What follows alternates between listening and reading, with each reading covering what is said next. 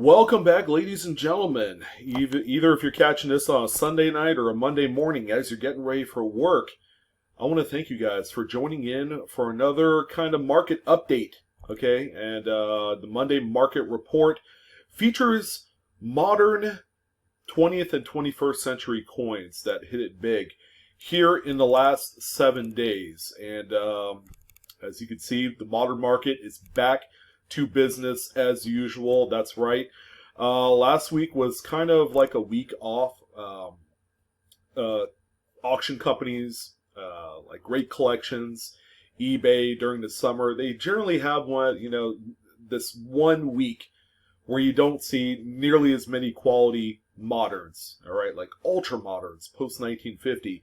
This week we have flipped the script a little bit, and we're seeing some of those coins come back to the market. All right. So we're going to go ahead and recap. Actually, I got 20 coins for you. It's been a very robust week. Aside from eBay running, Great Collections is the auction house to cover week in, week out as they do normal auctions week after week. Like I had mentioned in previous videos or previous Monday market reports, the big auction houses like Heritage and Stax, they don't have anything going until next month. So we're using these summer months, specifically June and July, to kind of gauge where we're at in the coin market. As you guys know, we're kind of in the middle of this worldwide situation. Okay, that's about all I'm gonna throw out there. You guys can fill in the blanks. But I could honestly say that the market is still going strong. We're not seeing any sort of wallet fatigue whatsoever. I think some of the goings-ons with the coin shortage might be playing a small role in the actual sales of these coins. But what it really comes down to, people are staying at home. The big-time collectors and dealers, they're staying at home too. And they're just going out and filling in needs for a collection, or they're bolstering their registry set through like PCGS or NGC. And investors are beginning to find some sustainable pieces to add to their portfolio. Okay, we've seen upticks in not only silver but gold as well. Gold reaching a high that we haven't seen since 2013, 2014. So there's a lot to get excited for, all right, as we head into the back half of summer and into the fall months. So we're going to continue to monitor that through things like the Monday market report, as kind of a barometer. All right. So anyways, I'm your host, Sean, with Blue Ridge Silverhound. As always, like, share, subscribe, hit that bell for instant notifications. YouTube has kind of changed it up a little bit, because if you're expecting an instant notification for this video and you're not receiving it, that's where the change occurs. Okay, you're going to have to unclick the bell and then re-click it, and then there's a few options that you have to choose. The one you'll choose is all, so that way you get notifications from all channels, and mine included. All right, so all of the sales on this report stems from Great Collections. All right, so we have a nice lineup of pennies to go through, starting with this one. It's a 1983 Lincoln Memorial cent, which features, of course, this is like one of the top varieties that you need to keep your eye out on, whether you find one in change or in a roll. But the aftermarket, or the secondary market rather, for some of these higher grade examples have been heating up here lately.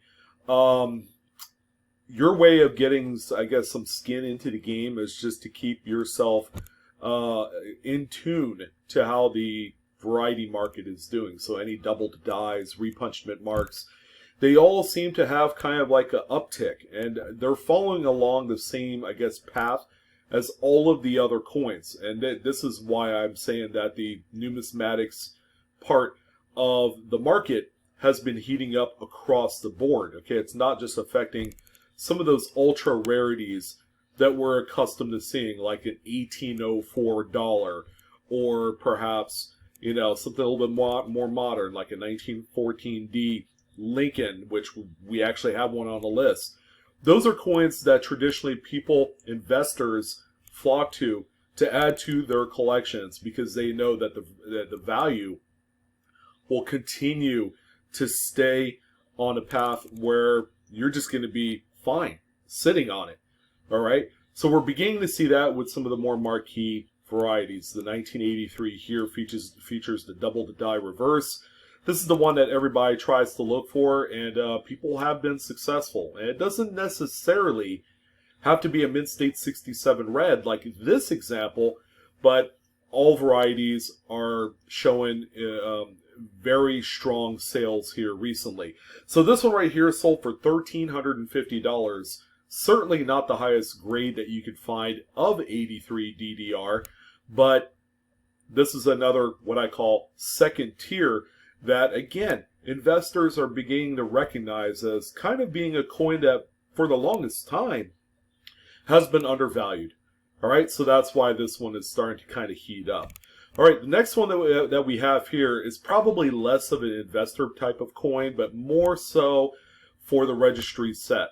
So it's a 1973 S. It's a San Francisco minted Lincoln Memorial cent. This one grades out PCGS Mint State 67 red. And it's a pleasing overall look of a coin. It looks like something that I would find in a BU roll at some point. But this one here sold for a nice steady $1,041.76. All right, so the next one that we have here, we are getting into the older stuff, as evidenced by that wheat cent back design. It's a 1957 Philadelphia. Philadelphia minted Lincoln cents during the 50s are very difficult to find in a high mint state grade. This one just so happens to be a PCGS Mint State 67 full red, and because of that, again, more than likely a registry set piece. This one sold for $1,336.50. Pretty nice amount of money for a coin like this. All right, so we're going to follow up with another 50s era wheat cent, this time a 53D. This one right here is actually a little bit nicer grade. However, it is graded through NGC. This one pegs the board at Mint State 67 plus full red, and this one sold for $2,170.12. Judging from the looks of the coin itself, if it did cross over to PCGS, more than likely this will just be a 67. All right, the criteria in which PCGS and NGC grade, there's going to be some variances. NGC tends to be a little bit more on the conservative side. So there you go. I mean, it's a nice, pleasing coin. Obviously, it's going to slot real nicely into a high-end registry set. So we got a 1940D Lincoln wheat cent. These particular coins are generally easy to find in a really nice high grade. Mint State 66s can be had for around 30-40 bucks. So it's not too far off from that type of grade, but it also kind of throws out there the precarious nature of grading some of these Denver and San Francisco minted 40s Lincoln wheat cents. Sometimes you'll come across one that is so nice that'll grade out maybe a 66 plus or a 67, and it's still going to be an affordable coin. It's not something that you're going to retire on, because the variance between the second tier to the top pop grade is going to be huge. All right, so a 67, regular 67 might be $200. This 40D right here is sold for $1,040.62. I believe 68 is the top grade for this one. A feat not really easy to come across on these earlier 40s Lincolns. All right, speaking of tough, okay, the 1920s across the board, even the 29S is not immune to this. By far, probably the most challenging decade to find graded all full red. Now, this one is a really pleasing PCGS Mint State 66 plus, full red, CAC certified. The strike is a little mushy on the obverse, and that's generally typical for these types of coins. This one sold for $8,030.25, proving once again it doesn't have to be a mid-state 67 to hit some of these record numbers. This is an abnormally high auction price for a 29S, where you could find, if you needed it, a mid-state 65 full red for under $100. So there you go. A simply tremendous coin that could either act as an investment purchase or one that is made and custom tailored for a registry set. All right, so here's the one big key date, of course, for the Lincoln Wheat Cent series. This is generally a stopper to a lot of collections, but there you go, a 14D in a PCGS Mid-State 65 Plus full red. Again, a very, very difficult coin to find in mid-state, and even if you did, even if it's raw or maybe it's got some problems, you're still going to be shelling out a lot of money. Okay, the grade is a white whale to a lot of folks. Now this one right here in the mid-state 65 plus sold for $15,982.88. Hard to believe that one old singular penny can sell for a lot of money quite like that. 5 figures is quite a bit of money for a coin that doesn't look like a 2020 Lincoln Cent and all of its bright red beauty. But this is typical for this kind of like era of coins. And then finally, we're going to go ahead and end it off on a very, very recognizable key date for the series. This one is a 1909S VDB, so it's got the initials on the reverse here at the 6 o'clock position. This one is a PCGS Mid-State 65 red. Yes, it is full red. It gets special considerations because of the date, the era that it was produced during. This is just a phenomenal looking coin. This one sold for $4,498.88. Pretty nice example here. So we do have a few nickels. Okay, so the first one here is not generally a top of the heap type of nickel to talk about on a Monday market report, but it is also a very difficult coin to find with full steps. It's a 1973 Jefferson. This one grades out PCGS Mid-State 67 with full steps, which look pretty good. There's a few kind of like planchet nicks here on that bottom set, that bottom stair right there, which generally doesn't disqualify a coin like this. It probably looks a lot better in hand. So this one right here sold for $1,338.75. So the next one here is a 47. The strikes on the mid-40s Jeffersons tend to be absolutely hammered. This is a really pretty example. It's a PCGS Mid-State 67 full stepper. It looks very strong. This is an incredibly strong strike on this coin. Probably high luster in hand. Although it looks a little bit muted, looks like, and it appears that it has a light toning surface to it, which leads me to believe that it was probably an album coin for a little while. So this one right here sold for $1,581.62. These coins right here, typically where full steps are easier to find, is starting to get a little bit better in the market as people have been scooping up all of the available 50s and early 60s full steppers. There's just not enough quality material to go around, so they're going to look at the next best thing, and it's going to be like the silver wartime nickel age and some of these later 40s Jeffersons. They seem to be gaining a little bit more steam these days. And then for the last nickel of the group, we have a 1938D. Now this one right here is the repunched mint mark variety. It's a D over D. This is a very easily cherry-picked variety, okay? More so than the D over S over mint mark. This one right here is a coin that I've cherry-picked and have successfully found in this state of preservation for around $30 to $50. Okay, you could cherry-pick a high-graded specimen that you could send off to the graders of this coin, and it could very well come back as 67, 67 plus. I believe 68 is out there as well. This one right here is a 67 plus CAC stamped, and it sold for $1,580.88. This was, I would assume, to be a quick, easy cherry pick, a send off to PCGS, and then a nice little pot of cash resulted from this sale. All right, so we have a couple dimes. The first couple is quite astonishing. It's literally going to knock your socks off. First and foremost, we have a 59 Roosevelt. Who would have thought that this would just make the list handily?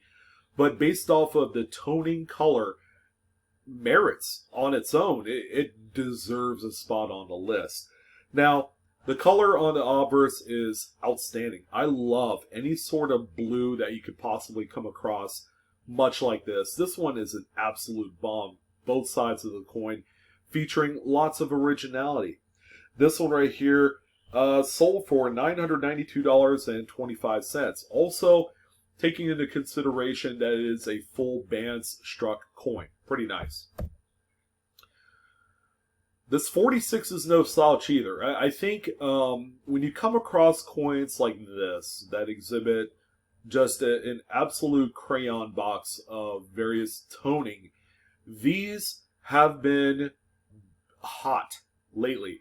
There was a period of time where I really didn't talk about Roosevelt Dimes on these Monday market reports, but it's been about the last, I would say, 2 months where some better quality coins, and I keep saying this, Roosevelt Dimes are simply underrated, but I think the underrated tag in all of this is starting to go away because we're seeing some pretty amazing coins come to the market.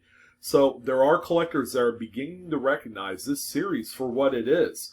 Underrated with lots of potential. Okay, this follows fast on the footsteps of the Mercury Dime series, which, as you guys know, is one of the most beautiful U.S. coin designs in history. So what did this one sell for? How about $2,005.88? Jeez. All right, so the color on both sides of the coin for this one really kick-started the bidding activity. As you can see, it's not a full torch. It's not a full bands coin. It's not CAC certified. This one won it with its originality. Its display is unmatched. Speaking of Mercury Dimes, of course, we're going to throw one in here. Now, this is an uber common 1941D. Millions of these were produced. And even if you needed a high-graded specimen today, one can be had for around 25 bucks or less. But to find one as a mid-state 68 with full split bands, now that's a little bit tough. A very presentable piece, and one in which that probably will make it into a registry set. This one sold for $1,134.10. Absolutely amazing. Now here is a surprise. All right, we got a 1999 Philadelphia, Pennsylvania State Quarter. It's been quite some time since I've talked about a statehood quarter that has made the list. But there you go. We're back on the saddle with this 99p Pennsylvania. PCGS Mid-State 68, I will note that it does have a little bit of a white milky spot right here on the jaw area of Washington. I don't know if that's on the slab or on the coin, so that's worth noting. But it's a very pretty example. Again, people are still chasing some of the high-grade specimens of the statehood quarter, more so for the registry set program than anything else. But this one sold for $900. Pretty amazing. And this is also a Sunset Collection 114 piece. 1961D. There's not really any redeeming things I would say about the date in particular. It was minted into the tens of millions, hundreds of millions. It's a very common date. But again, the toning is what really sets this off. Okay, and then as we've seen in the market, as we've seen in the last few weeks, high-graded toned examples are being scooped up at a record pace, and the price is going along with it. Now, this one here is a CAC stamped tone, Mid-State 67, and guess what? This one sold for $4,500. proving once again that it's just hot. Anything colorized, anything with any sort of originality, and it doesn't matter what series it is being pursued right now. Okay, this is kind of like an emerging trend with numismatics, and one in which I am curious to see how long this will go. I have a feeling that it's going to continue going till there's just no supply left out there. Another one right here in 1958. This one, a Denver minted coin. The obverse looks outstanding with all of this lime green with a little hints and hues of pink. PCGS Mid-State 68 quarter right here. And this one sold, as you would expect, for the huge amounts of money, $3,987. I own a few rolls of 58D. It was actually one of the first dates I bought as a BU set. But man, very common date, and they are available out there in nice condition.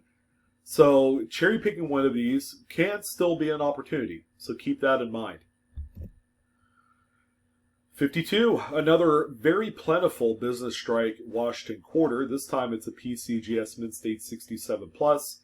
CAC certified, probably the least attractive toner out of the group, but you can't really understate the importance of coins like this because they're just being sought after. They're being purchased in record numbers. This one right here is a Sunset Collection 114 Providence piece, and it sold for $1,406.25. The toning being on the less attractive side really suppressed the sold value of this coin, but come on, it's still sold for over $1,000. So this coin definitely still has quite a bit to offer in the marketplace today. Now this is probably a coin that's more along the lines of what you would come across at a coin dealer, or if you're going through BU rolls, this would be a coin that you would come across.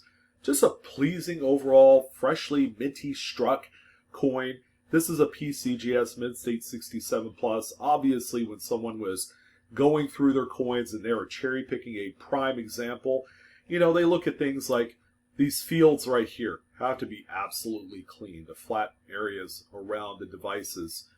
Okay, and then when you get onto the actual devices, free from nicks, maybe a couple little ticks here and there, that's all very well acceptable for grading. All right, so this one right here brought home $3,180.38. I mean, we're talking about some mind-numbing money here on a few of these coins.